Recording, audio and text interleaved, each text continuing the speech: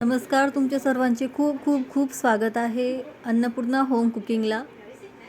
आज आपण उसळची जी भाजी बनवणार आहोत। खूप चविष्ट आणि अप्रतिम असते ही भाजी। यासाठी आपण कढईमध्ये तेल ठेवलेलं आहे तापायला। उसळची भाजी तुम्ही टिफिनसाठी पण वापरू शकता, वरण भातासोबत तोंडी लावायलाही खाऊ शकता। यामध्ये आपण जिरे आणि मोहरी घातलेलं आहे। तेल जे आहे ते एकदम छान तापलेलं आहे, त्यामुळे जिरं मोहरी एकदम मस्त तडतडलेलं आहे। यामध्ये आपण अद्रक लसूणची पेस्ट घालूया। 3 ते 4 चमचे, छोटा चम्मच आहे माझा। खूप छान सुगंध येत आहे, तुम्ही बघू शकता। तुम्ही जर नवीन असाल तर चॅनलला नक्की सबस्क्राईब करा। आता यामध्ये आपण बारीक चिरलेला भरपूर कांदा घालणार आहोत। या भाजीमध्ये कांदा जो आहे तो जास्त प्रमाणात घालावा, खूप इम्पॉर्टंट आहे। याने भाजीला चव एकदम छान दणकेबाज येते। आपण हे व्यवस्थित मिक्स करून घेऊया आणि कांदा जो आहे तो आपला एकदम ट्रान्सपरंट व्हायला पाहिजे, त्या हिशोबाने आपण तो शिजवून घेऊया स्लो गॅसवरती। यामध्ये आपण टोमॅटो घालूया, बारीक चिरलेला। टोमॅटो मी थोडासा कमी घेतला आहे, कारण की यामुळे भाजीला जो आहे तो आंबटपणा येतो आणि सध्या जे दिवस आहे दमट वातावरण आहे, त्यामुळे भाजी लवकर खराब होते। त्यामुळे आपण टोमॅटो जो आहे तो थोडा कमी घातला आहे। तुम्हाला पाहिजे असेल तर तुम्ही जास्त घालू शकता। यामध्ये आपण मीठ घालून घेऊया, कारण जेणेकरून जो आपला कांदा आहे तो लवकर शिजेल आणि झटपट ही भाजी बनून तयार होईल। उसळ जी आहे ती मी बॉईल करून घेतलेली आहे आधीच। आपण हे मिक्स करत राहायचं आहे जेव्हा आपल्याला जमेल तेव्हा, जेणेकरून कांदा जो आहे तो खाली लागणार नाही।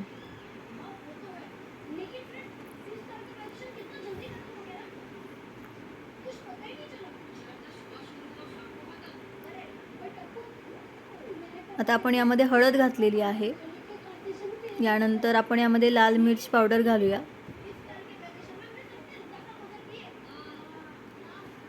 आणि आपला घरगुती जो मसाला आहे तो यामध्ये घालूया।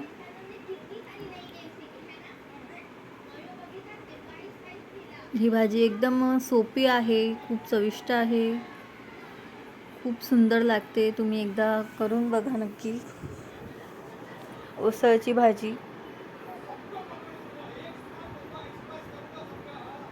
तुमच्याकडे उसळ म्हणता की मटकी म्हणता हे कमेंटमध्ये सांगा। आमच्याकडे तर खानदेशात उसळच म्हणतात। खूप छान सुगंध येत आहे। आपण हळूहळू याला थोडंसं स्मॅश करत राहूया, म्हणजे जेणेकरून ग्रेव्हीचं थोडंसं टेक्स्चर येईल त्याला, कारण आपण कोरडी भाजी बनवणार आहोत। उसळ शिजवलेली असल्यामुळे त्याच्यात थोडंसं पाणी आहे, पण ते पाणी आपण आटवून घेऊया, जेणेकरून भाजीला पण छान टेस्ट येईल। आता आपण हे व्यवस्थित मिक्स करून घेऊया। आपण कांद्यामध्येच मीठ घातलं होतं, त्यामुळे आता मीठ घालायचं काही काम नाही आहे।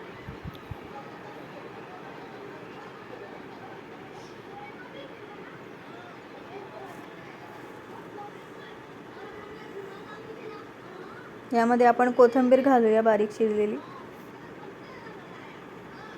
तुम्हाला रश्श्यावाली पाहिजे असेल तर तुम्ही पाणी न आटवता यामध्ये थोडंसं शेंगदाण्याचं कूट घालून पण ही भाजी खाऊ शकता, पण मला ड्राय पाहिजे आहे, त्यामुळे मी हे पाणी जे आहे हे थोडंसं आटवून घेणार आहे। डायरेक्ट कोरडी उसळ केली ना तर ती एकदम अशी कोरडी कोरडी होऊन जाते, असं रसरशीतपणा त्यामध्ये येत नाही। तुम्ही बघू शकता आपली भाजी तयार आहे। तुम्ही चॅनलला नक्की सबस्क्राईब करा। धन्यवाद।